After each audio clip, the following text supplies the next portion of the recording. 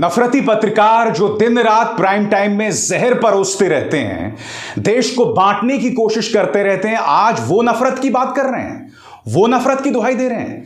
नफरती Bharatiya Janata party के सांसद जो फिल्म RRR के विरोध में सिनेमा हॉल्स को जलाने की बात कर रहे थे, आज जब RRR को ऑस्कर समारोह में सम्मान मिला है तो बधाई दे रहे हैं।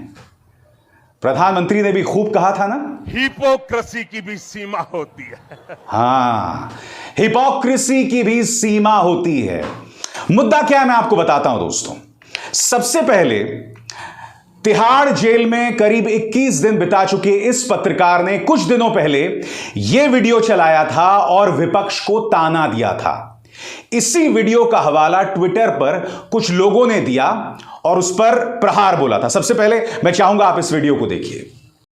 ये विक्टिम कार्ड है जिसे आजकल सभी लोग अपनी जेब में रखते हैं और जब भी उनके ऊपर कोई कार्रवाई की जाती है वो इस कार्ड को निकाल देते हैं और फिर इस कार्ड को स्वाइप करके एनकैश कराने की कोशिश करते हैं और कहते हैं कि मैं विक्टिम हूं, मुझे सताया जा रहा है। अब इस वीडियो के ऊपर कुछ लोगों ने टिप्पणी की और उन्होंने क्या टिप्पणी की और जिसके बाद यह पत्रकार विक्टिम कार्ड खेलने लगा वो मैं आपको बताता हूं। आपके स्क्रीन पर दोस्तों ये टिप्पणियां हैं, मैंने जानबूझकर इनकी पहचान को छुपाकर रखा है क्योंकि इन पर निशाना साधने की कोशिश की जा रही है। ये ट्विटर यूजर कह रहे हैं कि मैं चाहता हूं कि तिहाड़ी जल्द घसीटा जाए और उसके तमाम अपराधों के लिए उसे गिरफ्तार किया जाए और फिर हम इसका वो वीडियो देखेंगे जिसमें वो विक्टिम कार्ड की बात कर रहा था। उनके इस पूरे बयान में मुझे कोई आपत्तिजनक बात नहीं दिखी। हां, घसीटे जाने की जगह कोई और शब्द का इस्तेमाल कर सकते थे, हालांकि उसमें भी मुझे कोई आपत्तिजनक बात नहीं लगी क्योंकि मैं आपको याद दिलाना चाहूंगा, बेशक ये बात इंडिया टुडे के सर्वे सर्वा अरुण पुरी भूल चुके हैं, मगर इसी पत्रकार को वसूली के आरोप में तिहाड़ जेल भेजा गया था। यह पत्रकार जब एक पत्रकारों की संस्था में था तब इंडिया टुडे के ही पत्रकारों ने इसे बाहर का रास्ता दिखलाया था क्योंकि तुम कैमरे पर इस तरह से कथित तौर पर वसूली करते हुए पकड़े गए थे। यह वीडियो सामने उभर कर आया था दोस्तों। यह बात बेशक अरुण पुरी भूल चुके हैं, मैं नहीं भूला हूं किस तरह से आपके अपने संस्था के पत्रकारों ने इस व्यक्ति का उस वक्त विरोध किया था। आपने खुद इस पर ढेरों कार्यक्रम बनाए थे, चलाए थे। आप बेशक ये बात भूल चुके हैं। तो दोस्तों यह व्यक्ति जेल तो गया है। अब मैं आपको बताना चाहता हूं कि अन्य लोग क्या कह रहे हैं। इसके नीचे किसी ने कमेंट किया है कि मेरी भी ख्वाहिश है कि कई अन्य पत्रकारों को इसी तरह से सार्वजनिक तौर पर जेल ले जाया जाए और जिस तरह की मिसाल रेडियो रवांडा के पत्रकारों ने पेश की थी वही मिसाल यहां पेश की जाए। जैसा कि आप जानते हैं दोस्तों, रवांडा में 90 के दशक में वहां के पत्रकार रेडियो पर रोज जहरीले कार्यक्रम करते थे। नतीजा यह हुआ कि वहां की माइनॉरिटीज का जबरदस्त नरसंहार हुआ था। अब इन बयानों पर वो पत्रकार जो कुछ देर पहले या कुछ दिनों पहले विपक्ष पर निशाना साध रहा था, ताना कस रहा था विक्टिम कार्ड खेलने के लिए, वो क्या कह रहा है आपके स्क्रीन पर दोस्तों। अंग्रेजी में ट्वीट है, मैं इसका हिंदी में अनुवाद कर रहा हूं। यह अगले स्तर की नफरत है। जो पत्रकार इनके एजेंडे से इत्तेफाक नहीं रखते हैं, वो इन्हें लिंच करना चाहते हैं, उनके घरों को बर्बाद करना चाहते हैं। मैं सरकार से अपील करता हूं कि ऐसे लोगों के खिलाफ एक्शन लिया जाए। मैंने आपको उनके बयान दिखाए थे दोस्तों, इनमें से किसी ने भी इनके लिंच करने की बात नहीं की है। उन्होंने सिर्फ यह कहा था कि उनके अपराधों के लिए इन्हें गिरफ्तार किया जाए। ऐसे में विक्टिम कार्ड कौन खेल रहा है मित्रों, बताइए। अब यह पत्रकार उन ट्विटर यूजर्स के खिलाफ कार्रवाई की मांग कर रहा है और सिर्फ यही नहीं दोस्तों, एक अन्य पत्रकार जिनके बारे में स्वर्गीय राजीव त्यागी ने बहुत ही ऐतिहासिक 2 शब्दों का इस्तेमाल किया था, वो क्या कह रहे हैं। हां, मैं इत्तेफाक रखता हूं, नफरत लगातार बढ़ रही है। आज ये 2 पत्रकार नफरत की बात कर रहे हैं। चलिए, हाथ कंगन को आरसी क्या, पढ़े लिखे को फारसी क्या, कुछ मिसाल मैं पेश करना चाहता हूं इन्हीं दो पत्रकारों के बारे में। और इंतजार कीजिएगा दोस्तों, भारतीय जनता पार्टी के सांसद के दोहरे मापदंड की भी मैं चर्चा करने वाला हूं। सबसे पहले दोस्तों, ये दो पत्रकार जो विक्टिम कार्ड खेल रहे हैं, जो ये कह रहे हैं कि साहब नफरत फैलाई जा रही है, इन्होंने प्राइम टाइम में किस तरह का जहर परोसा, पेशे खिदमत है।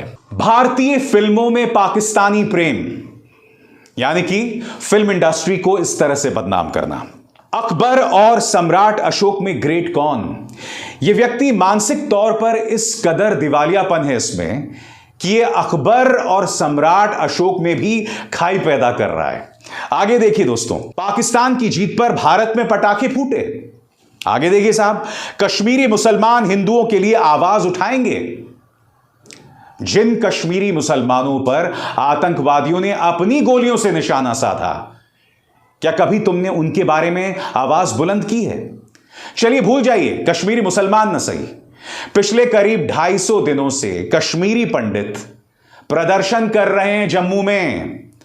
तुमने अपने कार्यक्रमों में इनकी आवाज उठाई है या नहीं उठाई है? कश्मीरी मुसलमान, चलिए भूल जाइए, उनकी आवाज तुम नहीं उठाओगे। जो आज की तारीख में कश्मीरी पंडित एक बार फिर पलायन कर रहे हैं अपने घरों से आतंकवादियों की गोली के चलते, जिन्हें मोदी सरकार सुरक्षा नहीं दे पा रही है, क्या उनकी तुमने कभी बात की है? आगे देखिए साहब, हिंदुओं के गरबा में मुसलमानों का क्या काम, इस तरह से खाइयां पाटी जाती हैं। और जमीन जिहाद पर ट्वीट कीजिए। इस आदमी ने दोस्तों एक व्हाट्सएप फॉरवर्ड पर पूरा एक कार्यक्रम कर डाला कि कितने किस्म के जिहाद होते हैं। आज की तारीख में यह आदमी नफरत की बात कर रहा है। नफरत की खेती तो बाकायदा तुमने अपने कार्यक्रमों में की है। आज अगर लोग तुमसे सवाल कर रहे हैं और बहुत सलीके से सवाल कर रहे हैं, मर्यादाओं को पार नहीं कर रहे हैं, हां, यह कहा जा सकता है कि घसीटना शब्द इस्तेमाल नहीं करना चाहिए था, मगर जिस तरह के नफरती कार्यक्रम तुम करते हो, क्या इस बात को खारिज किया जा सकता है? क्या इस बात को खारिज किया जा सकता है कि मुकेश अंबानी के इस पत्रकार के खिलाफ पुलिस का केस दर्ज है?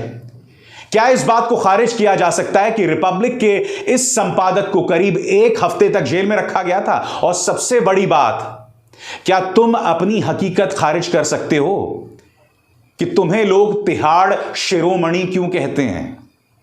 आगे देखिए दोस्तों, क्या अब मुसलमान इलाकों में हिंदू त्योहारों पर रोक होगी? हर कार्यक्रम दोस्तों, हर कार्यक्रम में इसी तरह से लोगों में जहर पैदा करना। और याद कीजिए, जब गुजरात में मोरबी पुल हादसा हुआ था, तब इस व्यक्ति ने सरकार को बचाने के लिए पुल हादसे में जो लोग मारे गए थे, जी हां, जो लोग मारे गए थे, उस पर दोष मढ़ा था। याद है कि नहीं आपको? फिर सुनिए, भी आदमी नफरत की बात कर रहा है। और हां, वो जो दूसरा पत्रकार, बाय द वे, उस पर भी पुलिस केस दर्ज है, उसका मामला भी अदालत में गया था। वो किस तरह के कार्यक्रम करता है जो आज नफरत की दुहाई दे रहा है? डीएनए समान, भारत यानी हिंदुस्तान, मोदी का विरोध या देश का, हिंदू होंगे अल्पसंख्यक, यानी कि हिंदुओं को डराओ, भड़काओ और इस तरह के कार्यक्रम लगातार अपने प्राइम टाइम में दिखाओ। आगे देखिए, 2047 विकसित राष्ट्र या मुस्लिम राष्ट्र, अल्लाह के नाम पर। तो मैंने आपको बाकायदा ये मिसाल बताई है दोस्तों। ये लोग लगातार इस तरह के नफरती कार्यक्रम करते हैं, बार बार करते हैं, और आज ये नफरत की दुहाई दे रहे हैं। शर्म तुमको मगर आती नहीं। और अब मैं आपको मिसाल देना चाहूंगा भारतीय जनता पार्टी के करीमनगर से सांसद और तेलंगाना के अध्यक्ष संजय बंदी कुमार का। आपके स्क्रीन पर दोस्तों, नाटू नाटू गाने को जो ऑस्कर में सम्मान मिला है, उस पर उन्होंने ट्वीट किया है। और बहती गंगा में हर कोई हाथ धो रहा है दोस्तों। प्रधानमंत्री नरेंद्र मोदी ने भी नाटू नाटू को बधाई दी है। एलिफेंट विस्परर्स, जिसे ऑस्कर का पुरस्कार मिला है, उस पर भी प्रधानमंत्री नरेंद्र मोदी यहां पर बधाई देते दिखाई दे रहे हैं। मगर ये संजय बंडी कुमार हैं कौन दोस्तों? तो मैं आपको इनका यह बयान दिखाना चाहता हूं। इस बयान में इन्होंने कहा है कि अगर RRR सिनेमा घरों में दिखाई गई तो हम सिनेमा घरों को जला देंगे। यह आदमी जो खुलेआम नफरत की बात कर रहा था, यह आदमी जो खुलेआम नफरती बातें कर रहा था, वो अब बधाई दे रहा है नाटू नाटू को। इसमें आपको दोहरे मापदंड नहीं दिखाई देते, इसमें आपको हिपोक्रेसी नहीं दिखाई देती, प्रधानमंत्री का यह बयान नहीं दिखाई देता। फिर सुनिए, हिपोक्रेसी की भी सीमा होती है। जी हां दोस्तों, हिपोक्रेसी की भी कोई सीमा होती है। इत्तेफाक की बात यह है दोस्तों कि आपके पास हर हालात के लिए प्रधानमंत्री का कोई ना कोई बयान मिल जाएगा, चाहे यह बयान हो, चाहे प्रधानमंत्री का वो बयान, झूठ बोलो, बार बार झूठ बोलो, क्योंकि इसका अनुसरण कोई और बेशक ना कर रहा हो, मगर भारतीय जनता पार्टी के नेता, इनके पालतू पत्रकार जरूर करते हैं।